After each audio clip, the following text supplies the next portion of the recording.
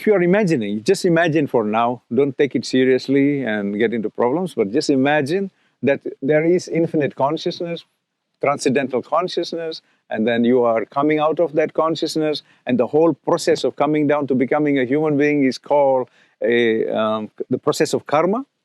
You know, usually karma is understood like you do good, you get good, you do bad, you get bad. That's not how karma is in the Tantras. In the Tantras, it is the whole genesis and how you are here. And then how to go free from this genesis, how to get free from the finite world of experience and go back to your infinite nature. Yeah. So how to let go of this is your concept of karma. So how to get rid of this, the Tantras are saying, is that you have to live your life completely. And to live your life completely means to live as yourself, not as me.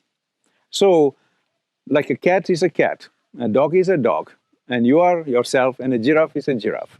So if you can live your life as a giraffe or a cat completely, without any neurosis, any limitations, then your purpose of coming to this world experience is complete. And that is the way you overcome karma. You cannot overcome karma by doing good and doing bad. This is the problem of the last century Protestant culture.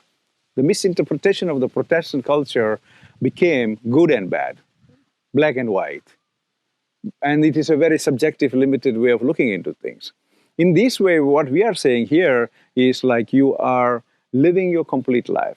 By living your complete life, because you're not an accident in the history of the cosmos. Because the cosmos is infinite and there cannot be accidents in the concept of infinite.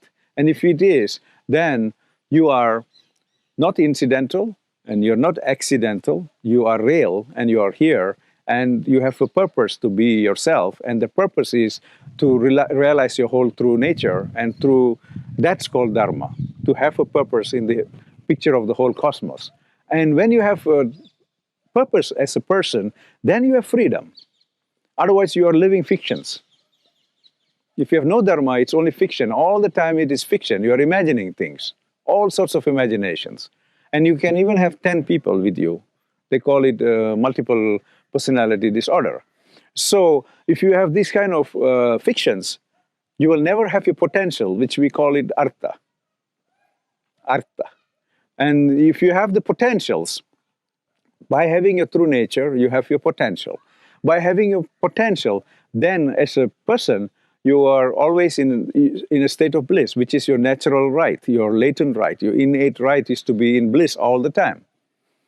And if you are in bliss, that is called kama. Not lust, not love, nothing like this.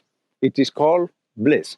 These three principles, dharma, artha, kama, are very important principles to experience freedom or moksha. Without these three principles, you do not have moksha. And if you don't have moksha, then you are trapped in the finite. And you are only looking at life with the limited ideas. So how to have all this freedom here is Tantra. And when you have this freedom, there is no subject here. There is a universal expression of consciousness. And this consciousness is getting, and that another universal consciousness, and that she and he have love. And that's why we have the Right-Hand Tantra, where we have marriage as the central principle. Because it's very important to honor a human being, not use her as an object for my experiment for my weekend. And the Left-Hand principle is even worse, because they say you are a goddess. So how do I treat a goddess? Buy her a chocolate? So it's a whole different phenomena. The Tantra is a very interesting science. And I am doing it only because it helps me become a human being.